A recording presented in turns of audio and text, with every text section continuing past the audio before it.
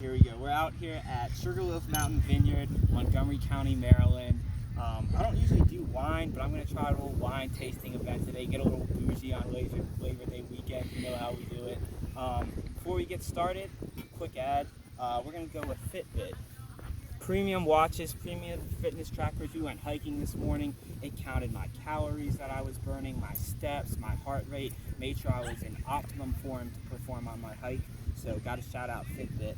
So what we have here is a Sugarloaf Mountain Vineyard. It's a 2019 rosé, and yeah, you know, we just went up. Very nice vibes out here. You know, beautiful day, probably 80 degrees, not much humidity, and yeah, one thing I want to go in is this is a vineyard. Like if you look behind me, you see these grapes right here.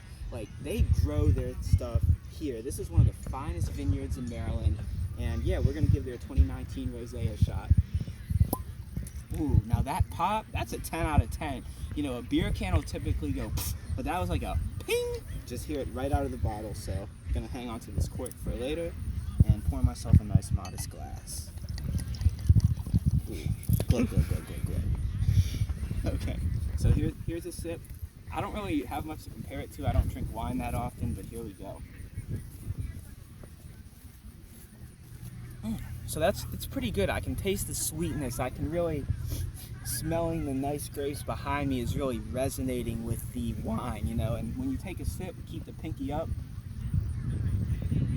It's good. I mean, I'm gonna give it a solid 8.3 out of 10. It's a solid wine, just bred right here in Maryland, you know, just getting all the aromas. It's fantastic. So I hope you guys have a nice Labor Day weekend.